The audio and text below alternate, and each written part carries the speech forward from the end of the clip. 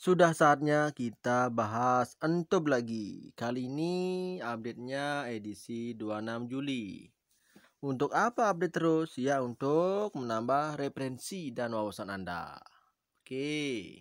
Tema kali ini adalah merajut asa Entuber. Setuju banget dengan Pak Chandra Teja. Merokok itu sama saja bakar-bakar uang, termasuk beli kembang api itu juga sama. Mending yang dibakar-bakar itu dikumpulin, terus masukin aja di kotak amal. Atau dibelikan nasi bungkus buat tabungan masa depan alias akhirat. Ini yang ajib. Sedangkan kita masih pada main ponzi gitu. Harusnya kalau kita sayang sama orang tua kita, ya kita hindari dan kita stop dari sekarang. Agar orang tua kita tidak ikut menanggung dosa yang kita perbuat. Mereka berdua emang suka gitu, suka ngambek-ngambek kan? Waduh, orang kayak gini kudu dikerasin biar mudeng.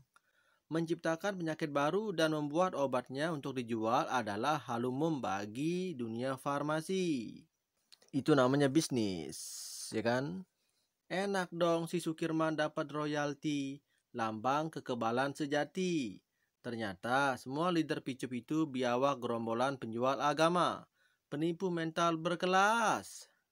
Picup dan seluk-beluknya akan disegerakan naik pentas nasional. Pokoknya kalau urusan bisnis ya bisnis, agama ya agama, jangan dicampur aduk. Intinya, bisnis yang halal itu sudah auto sesuai syariah. Ya udah deh, saling bertoleransi aja. Pemahaman orang tentang keyakinan masing-masing perlu diingat-ingat. Jika ada penawaran bisnis itu, dilihat bisnisnya itu apa dan bagaimana. Dan jangan cuma yang ngajak siapa. Contoh, orang jualan cilok, halal. Tapi ketika jualan istilah halal, anti riba dan sebagainya nggak perlu di-highlight. Kita fokus ke cara kerja bisnisnya saja. Jangan pada istilah yang dibawa untuk membungkusnya. Contohnya antara lain First Travel, Abutor, Kampung Kurma, 212 Mart, dan lain-lain.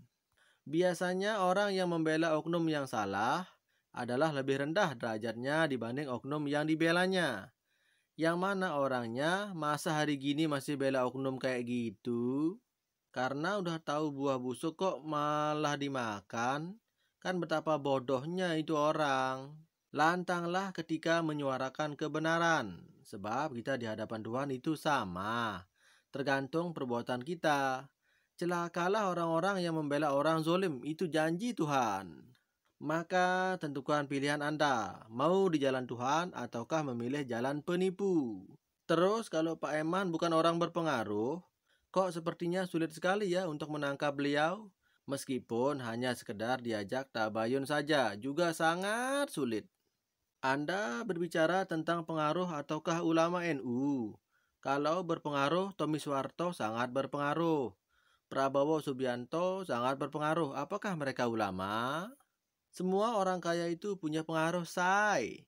Inilah kesalahan. Dia bukan ulama NU, tapi pengurus besar NU. Mari bedakan substansinya. Diriku yang bukan orang kaya masih ada pengaruh juga kan? Bray, jadi kiai itu bukan berarti ulama ya? Baru tahu gue. Tapi beda. Kalau Pak Eman kan karena orang kenalnya kiai, makanya banyak yang tergiur. Coba kalau orang kayak kita, belum tentu dapat membuat pengaruh kepada masyarakat seperti beliau itu. Manusia-manusia pemuja harta tentu silau. Mereka akan mendewakan junjungannya yang berharta karena di otaknya hanyalah pecinta dunia. Beda dengan orang yang tujuan hidupnya untuk menimba ilmu agama. Walau orang miskin dan berilmu, maka akan mencium tangan orang miskin tersebut karena berharap berkah keilmuannya. Sekarang ini banyak kiai tapi miskin, tidak diakui kekiaiannya hanya karena beliau miskin harta. Tapi banyak orang bodoh disanjung-sanjung dianggap kiai. Walau tak ngerti hukum agama karena dia kaya berharta. Lihat di sekitar kita saja, nggak jauh-jauh. Itu namanya krisis moral. Apa? Krisis moral. Apakah ini salah satu tanda-tanda kiamat? Yang benar disalahkan dan yang salah dianggap benar. Siapapun yang bisa membaca satu dalil saja di YouTube sudah disebut kiai, disebut ulama. Miris sekali emang. Padahal anakku hafal Sohih Bukhari yang ribuan hadis di dalamnya. Tapi tak disebut ustadz, apalagi ulama atau kiai. Sebab dia nggak muncul di YouTube. So, saudara-saudaraku, mari kita rubah pola pikir kita. Jangan mudah tertipu casing. Untuk mengakui bahwa seseorang itu ulama atau kiai, sekurang-kurangnya 3 bulan kita berkumpul. Melihat dengan mata sendiri, dalam hati mengakui bahwa orang itu benar-benar alim dengan melihat kesehariannya setiap saat seperti apa. Baru deh kita boleh menyimpulkan bahwa orang itu adalah kiai. Aturannya seperti itu kan? Memang sekarang ini sudah termasuk akhir zaman. Seperti yang disabdakan oleh Nabi, suatu saat akan ketemu para umatku di zaman gorib, zaman yang aneh, di mana saling berlomba membangun masjid besar-besar, tapi jamaahnya bisa dihitung dengan jari. Orang kaya dan preman lebih disegani daripada ulama dan lain-lain. Di sini membahas yang salah dibenarkan, tapi tidak atau belum membahas yang benar disalahkan. Kita harus jelas, di sini banyak yang pantau.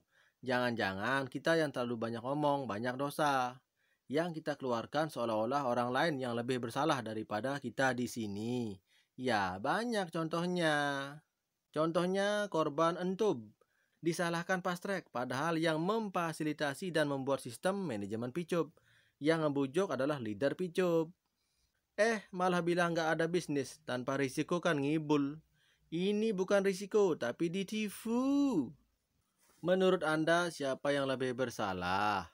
Tentang pantau-memantau, saya malah senang jika Pak Jokowi memantau grup ini. Lawong, apa yang kita bicarakan di sini adalah sesuai dengan fakta. Semua ABRI, polisi, dan pegawai Posyandu sangat diharapkan malah memantau grup ini. Kalau saya sedang bicara kebenaran, siapapun boleh menyimak, bahkan menuntut. Saya siap mempertanggungjawabkan apa-apa yang saya katakan, risiko apapun. Memang, dan ya intinya gampang. Jangan percaya sama kulit luar doang, itu dah cuman tipuan. Nah ini jelas, yang salah siapa? Ini kita menyalahkan orang-orang yang bukti nyatanya dia tidak bersalah. Kalau ngomong harus hati-hati. Jangan-jangan kita semua di sini termasuk orang bersalah. Contohnya banyak di area sekarang ini. Kok Anda nggak peka ya sama kejadian-kejadian yang ada di lingkungan sekitar contohnya? Banyak yang nggak salah disalahkan, yang salah dibenarkan. Kan aneh. Saya kasih contoh satu kejadian situ tersinggung. Biasanya orang yang marah atau tersinggung itu tandanya dia merasa. Bukan, tandanya orang masih banyak yang bisa ditipu pakai jubah agama. Memang dia kalau buat narasi semua bagus dan indah. Tapi narasi dengan kata yang salah dengan yang benar terkadang jauh pengertiannya. Nah itu, label agama dipakai untuk ilegal. Bisa kagak ya? Itu aja deh update kali ini. Semoga merubah pengertian dan kronologis Anda. Ngomong apa lu? Bye-bye and amadi ketu.